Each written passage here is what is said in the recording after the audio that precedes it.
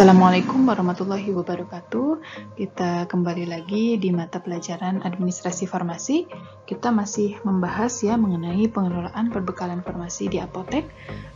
Sebelumnya kita sudah sampai ke nomor 3 ya, sampai ke penyimpanan. Selanjutnya kita akan bahas hari ini yaitu mengenai distribusi atau pelayanan dan juga pelaporan.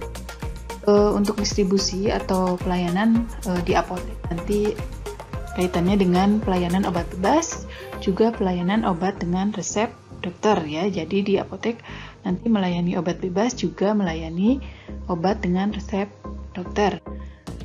Untuk pelayanan obat bebas mungkin kalian sudah pernah praktek ya di laboratorium simulasi apotek mengenai pelayanan obat bebas. Yang pertama alurnya Ibu bahas lagi sedikit. Yang pertama saat pasien datang, kemudian kalian sapa, senyum, kemudian kalian tanyakan keperluannya apa, ya, kemudian konsultasi mengenai obatnya, kalian berikan option obatnya, gitu ya. Kemudian diberikan juga informasi mengenai harganya.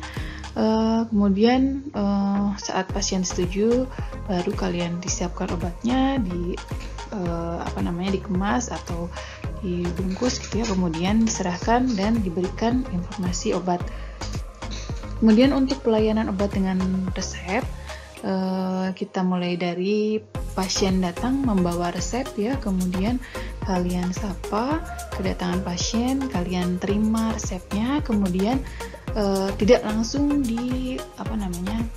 disiapkan obatnya ya, misalnya resepnya kalian cek juga ya, sebelum ketersediaan obatnya kalian juga cek kelengkapan administratifnya ya. Di sini nanti kalian tambahkan, jadi dicek dulu keabsahan resepnya apa aja, misalnya ada nama dokternya, ada SIP dokternya, begitu ya. Kemudian ada nama pasiennya dan kelengkapan administratif lainnya yang kalian mungkin sudah pernah mendapatkan di mata pelajaran lain ya. Nah, tentunya nanti dicek kelengkapan administratif dan juga cek ketersediaan obatnya. Nah, dalam resep itu apakah obat-obatnya ada di apotek kita atau tidak ya. Kemudian jika obatnya tersedia di apotek kita, baru kita hitung harganya dan kemudian konfirmasi harga ke pasien.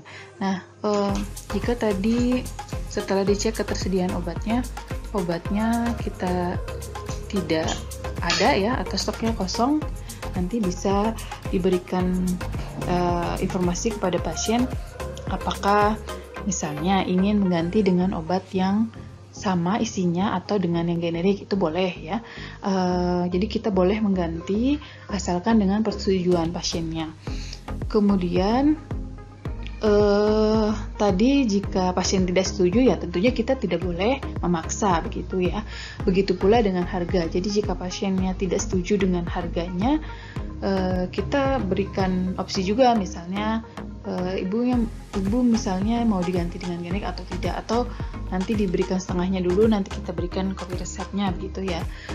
Nah, kemudian tadi jika sudah oke mengenai harga, kalian sudah konfirmasi, terus pasien sudah oke, baru kalian nanti kita mulai menyiapkan resepnya ya.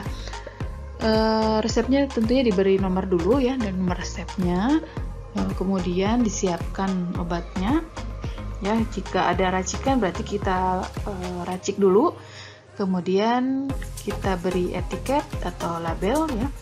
Nah, ingat harus selalu dikontrol ya, dalam setiap alur ini harus dicek ya, apakah jadi setiap alur ini harus ada kontrolnya ya. Saat resep diterima, kalian harus cek kan tadi, harus cek apakah benar yang kita baca resepnya adalah obatnya ini gitu ya.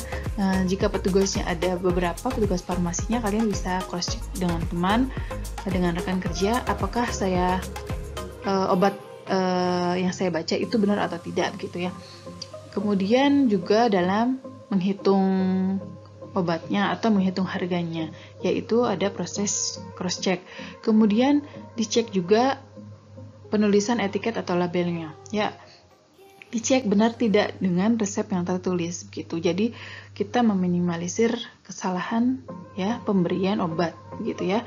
Jadi kesalahan itu bisa saja bisa dari salah membaca resep, atau salah mengambil obatnya, atau salah dalam pemberian atau penulisan etiket. Itu bisa saja terjadi. Jadi kita minimalisir jangan sampai terjadi kesalahan ya, nol kesalahan gitu ya.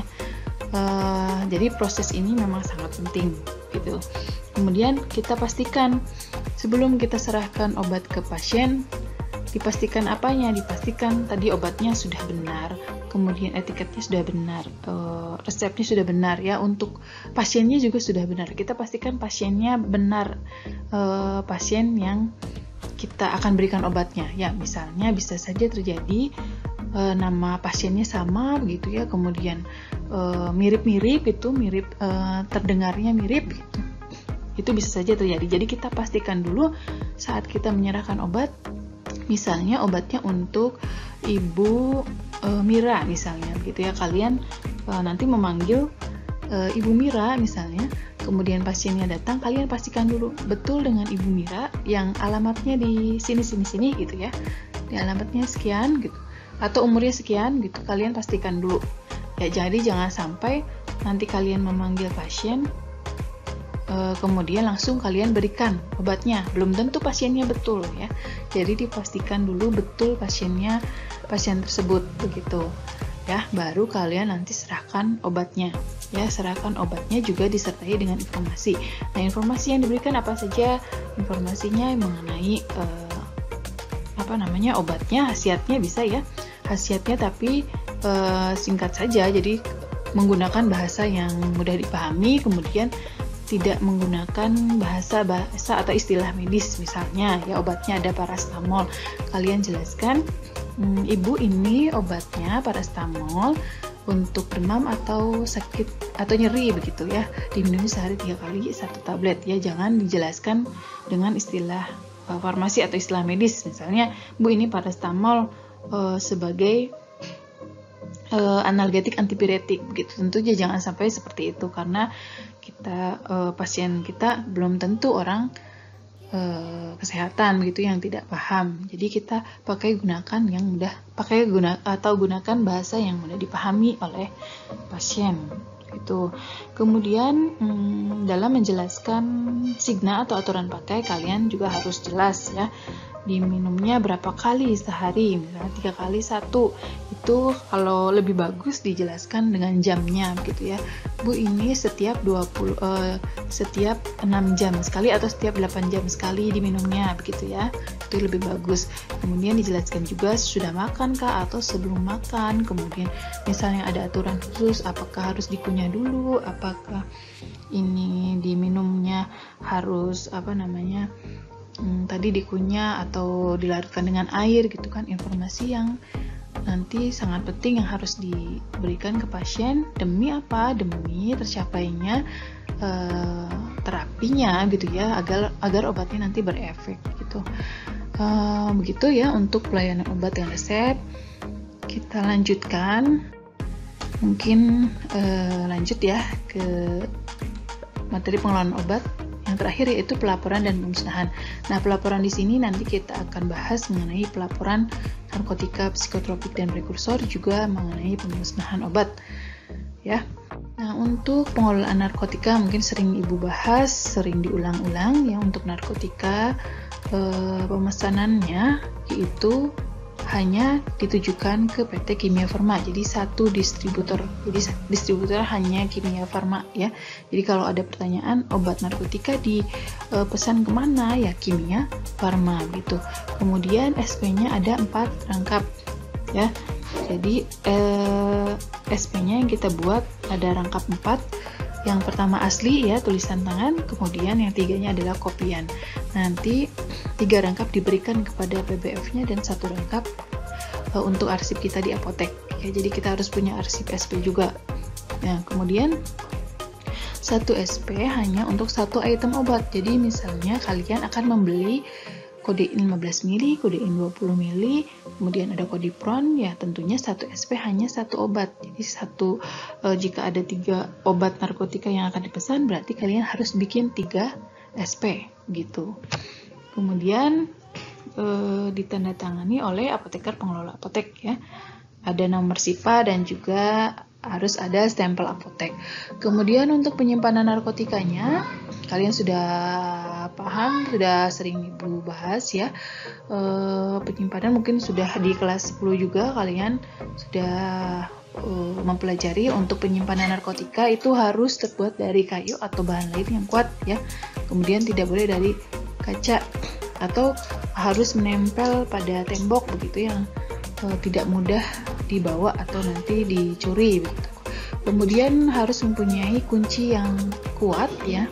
Kemudian kuncinya juga harus disimpan oleh petugas, oleh apoteker atau petugas yang diberi kuasa gitu. Jadi tidak sembarang disimpan atau menggantung di lemari gitu. Kemudian lemarinya dibagi menjadi 2 bagian dan masing-masing dengan kunci yang berbeda. Jadi kuncinya beda-beda dalam dengan luar gitu ya, nanti dilihat. Nah, ini contohnya ya dari lemari narkotika. Nanti kalian lihat di undang-undang ada mengenai ukurannya begitu ya, harus berapa meter atau berapa sentimeter.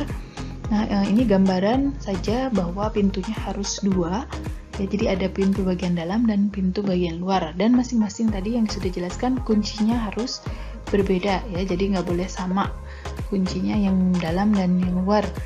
Nah, ini bagian atas, kemudian yang ini bagian bawah. Nah, untuk bagian atas biasanya disimpan untuk persediaan narkotika ya, misalnya untuk stok begitu mungkin. Kemudian untuk morfin dan petidin, jika di apoteknya punya morfin dan petidin berarti disimpannya di atas. Nah, untuk bagian bawahnya itu untuk penggunaan sehari-hari ya. Kalau di atas tadi untuk stoknya dan di bawah adalah untuk penggunaan sehari-hari.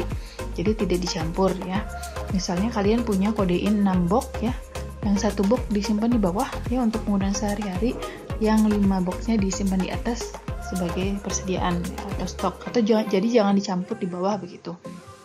Kemudian yang sebelah sini biasanya digunakan untuk psikotropik ya, memang tidak wajib ya, tetapi biasanya untuk di apotek-apotek biasanya disimpan bersebelahan dengan narkotika begitu.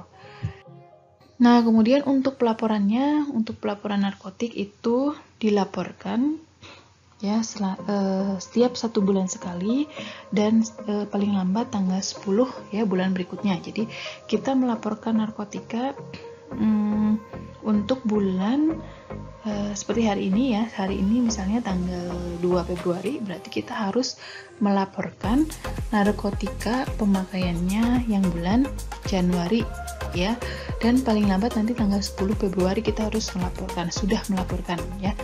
Kemudian laporannya mengenai apa? Laporannya mengenai pemakaiannya ya, yaitu pembeliannya atau pemasukan, juga yang dijual atau yang dikeluarkan selama 1 bulan atau 1 periode tersebut. Kemudian laporannya dilaporkan melalui website ya, online ya. Jadi laporannya online melalui website Kemenkes, yaitu sipnap.kemkes.go.id.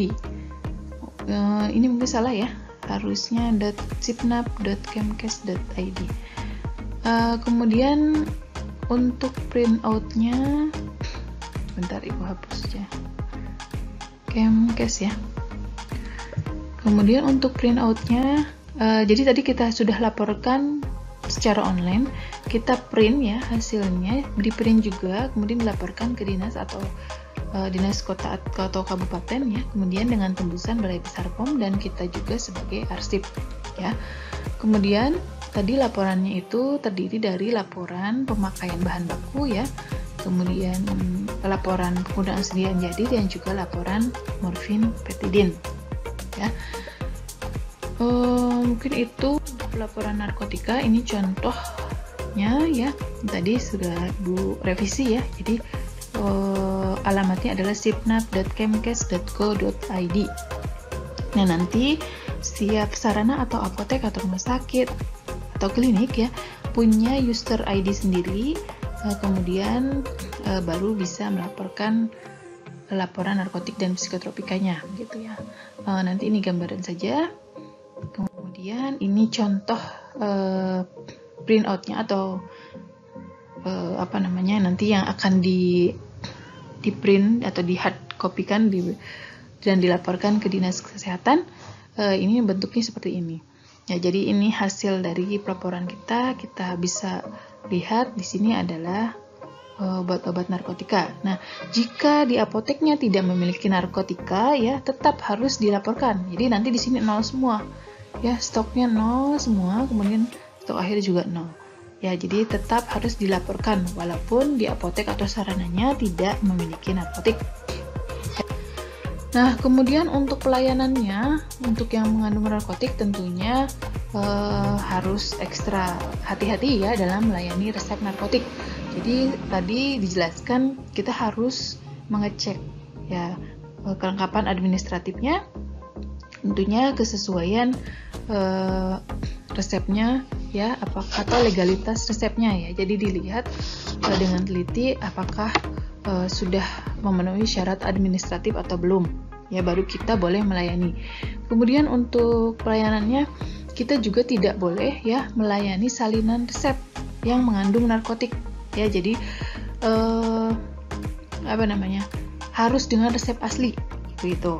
Jadi misalnya kalian nanti di apotek mendapatkan ada pasien bawa kopi resep yang di dalamnya adalah obat narkotik, itu kalian tidak boleh melayani ya. Atau misalnya boleh sebetulnya untuk kita melayani salinan resep asalkan nanti resep aslinya itu ada di apotek kita. Misalnya ada pasien datang membeli kodein, jadi resepnya kodein 10, tapi kita stoknya tinggal 5, misalnya kita bisa berikan salinan resepnya ya, kemudian asalkan si pasien datang lagi ke kita ya. Jadi kalau pasiennya datang dan membawa salinan resepnya ke apotek lain, itu tidak akan dilayani oleh apotek tersebut ya. Atau lebih amannya kalian berikan resep aslinya saja ya. Jadi mungkin nanti disuruh nebus di apotek lain gitu. Kemudian tadi melayani salinan resep dengan tulisan ITER, jadi tidak boleh ya kita melayani tadi untuk salinannya saja, kita sebetulnya tidak boleh ya, apalagi ada tulisan ITER-nya ya. Jadi harus hati-hati. Nah, kemudian untuk pemusnahan narkotika sebetulnya tidak hanya pemusnahan narkotika ya. Untuk obat-obat lain juga pemusnahannya itu obat-obat yang expire atau obat-obat yang rusak, yaitu harus dimusnahkan. Nah, sebelumnya sudah kita bahas.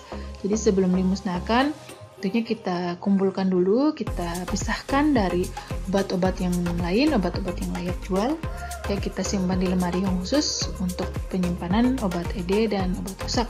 Baru nanti setelah terkumpul atau mungkin nanti setiap berapa bulan sekali ya dilakukan pemusnahan dengan cara membuat berita acara pemusnahan, kemudian dikirim ke Dinas Kesehatan. Nah, untuk obat-obat yang non-narkotik itu pemusnahan biasanya boleh dilakukan oleh apoteker dan petugas farmasi ya, atau asisten apoteker tanpa dihadiri dengan dinas, asal kita bisa kirimkan berita acaranya saja. Tapi kalau untuk narkotik harus disaksikan oleh petugas dari Dinas Kesehatan. Begitu untuk bedanya ya dari narkotik dengan obat yang lain. Kemudian ini contohnya dari berita acara pemusnahan. Jadi ada nama apotekernya, kemudian ada saksi, juga ada saksi dari nanti Dinas Kesehatan ya.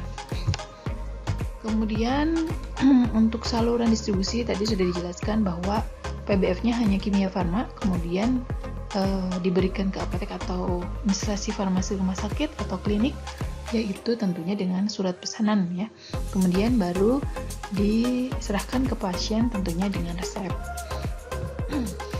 Kemudian untuk pengelolaan psikotropika ya, selanjutnya kita bahas mengenai pemesanannya. Tadi dijelaskan untuk narkotik itu 4 rangkap, untuk psikotropik itu 2 atau 3 rangkap ya. Yang asli 1 lembar untuk PBF-nya nanti yang kopiannya untuk arsip di apotek. Kemudian 1 SP ini bisa ya untuk beberapa obat asalkan PBF-nya sama. Jadi kemarin kita sudah bahas Valisan B dan analsik ya, PBF-nya kan sama. Dan ke Binasan Prima itu kita bisa buat dalam 1 SP ya, jadi tidak usah dibuat dalam 2 SP karena PBF-nya sama. Begitu. Kemudian ditandatangan apoteker, pengelola apotek, dan distempel apotek ya. Nah, untuk penyimpanan psikotropika sebetulnya tidak terlalu dijelaskan seperti narkotik, asalkan disimpannya itu terpisah atau dalam lemari khusus ya. Tapi kita di sarana itu untuk memudahkan, untuk mengontrolnya, kita satukan lemarinya dengan bersebelahan dengan narkotika begitu. Kemudian untuk penyerahan psikotropika tentunya harus dengan resep dokter, dan juga tadi poin-poin yang harus dipenuhi yaitu mengenai kelengkapan administratif juga harus dipenuhi terlebih dahulu sebelum kita menyerahkan psikotropika gitu ya. Kemudian untuk pelaporan psikotropika sama ya dengan narkotik tadi ke website sipnap.kemkes ya, ini salah, .kemkes.go.id, sama printoutnya juga diserahkan ke Dinas Kesehatan Kota atau Kabupaten dan tembusannya ke Balai Besar POM dan juga satunya sebagai arsip kita. Jadi tadi sama ya, pelaporannya ke Sipnap nanti bersebelahan begitu ya. Pelaporannya ada pelaporan narkotik dan juga pelaporan psikotropik. Nah, sama jika di apoteknya juga kita tidak memiliki psikotropika tetap harus dilaporkan ya, laporkannya berarti laporan HIL gitu ya, tetap harus dilaporkan online. Nah, contohnya seperti ini ya, sama dengan narkotika, nanti obat-obatnya yang termasuk psikotropik apa saja, kemudian yang kita punya itu apa saja yang ada di apotek ya. Stok awal berarti ini menunjukkan stok akhir di bulan sebelumnya ya. Misalkan ini laporan untuk bulan November, berarti stok awal itu menunjukkan stok akhir di bulan Oktober ya. Jadi di Oktober itu terakhir stoknya adalah 167 ya. Kemudian jika kita ada pembelian, berarti kita tulis, kita masukkan, kita input pemasukan dari PBF sekian di sini. Kemudian pengeluarannya juga untuk resep kah atau ada pemusnahan atau tidak gitu. Kemudian di akhir ada stok ya. Stok akhir 28 ini menunjukkan bahwa obat analsi ini harus ada 28 yang ada di apotek. Bagaimana jika kurang atau lebih ya, kita harus bisa menelusuri ya. Jadi misalnya analsik itu harusnya 28, ternyata stok fisiknya adalah 25 misalnya ya, berarti kita ada kehilangan 3 tablet analsik ya. Kita telusurin, mungkin mungkin kita keselip begitu ya, resepnya itu harus dicari ya, harus dicari. Kalau enggak gimana, nanti bisa kena teguran begitu dari Dinas Kesehatan ya. Kemudian untuk saluran distribusinya untuk psikotropik dari PBF ya, tadi PBF-nya bisa bermacam-macam ya, tergantung dari ketersediaan obat di PBF-nya ya. Tidak bedanya dengan narkotik, itu tadi narkotik hanya di Kimia Farma ya. Nah, kalau psikotropik nanti tergantung dari PBF-nya ya. Kemudian disalurkan ke apotek atau IFRS atau IF klinik ya. Kemudian baru diserahkan ke pasien tentunya dengan resep dokter. Kemudian untuk prekursor, nah untuk prekursor itu apa sih? Jadi prekursor adalah zat atau bahan pemula ya yang digunakan dalam pembuatan narkotika ya. Jadi sebagai bahan dasarnya begitu ya untuk pembuatan narkotika. Maka ini dibuat juga digolongkan secara khusus begitu ya, dan dilakukan pelaporan juga untuk penggunaan prekursornya. Nah untuk obat-obat yang mengandung prekursor tentunya nanti di pasaran itu tidak ada yang berdiri sendiri begitu ya.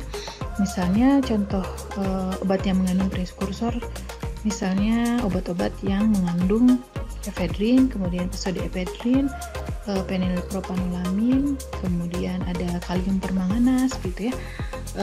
Nah itu di pasaran nanti mungkin obatnya itu dikombinasi dengan zat-zat lain gitu ya. Jadi jika ada obat dengan komposisinya yang mengandung zat-zat tadi, itu harus dilaporkan ya, karena nanti ini rawan penyalahgunaan begitu ya, makanya harus dilaporkan. Nah untuk pelaporannya belum secara online, jadi hanya berupa laporan hard copy-nya begitu ya ke Dinas Kesehatan, juga ke Badan POM, dengan tujuannya ke Direktorat Pengawasan Nafza ya, kemudian Dinas Kesehatan dan juga Kepala Balai Besar POM ya, kemudian satunya untuk arsip gitu.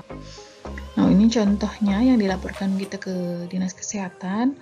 Nanti ada nama fasilitas, alamat, nomor gitu ya, ada nama obatnya seperti ini, Panadol Coldantu, kemudian bentuk sediaan, stok awal ya sama seperti tadi narkotik dan psikotropik, jadi ada stok awalnya berapa, kemudian ada pemasukan dari PBF atau tidak, kemudian setiap 1 bulan itu pengeluarannya berapa dijelaskan di sini, dan stok akhirnya berapa begitu ya. Jadi semua obat yang nanti di apotek mengandung bahan-bahan atau obat prekursor itu dilaporkan gitu ya. Cukup banyak ya, karena obat-obatnya juga ada obat yang golongannya bebas terbatas, ada mungkin obat keras yang mengandung prekursor, jadi cukup banyak nanti akan dilaporkan di pelaporan prekursor gitu ya. Nah mungkin itu saja yang Ibu jelaskan untuk materi pengelolaan perbekalan farmasi di apotek ya. Sudah selesai, mungkin nanti bisa diskusi di WA group ya, dan barangkali ada yang belum paham, kita bisa sharing dan diskusikan gitu ya. Wassalamualaikum warahmatullahi wabarakatuh.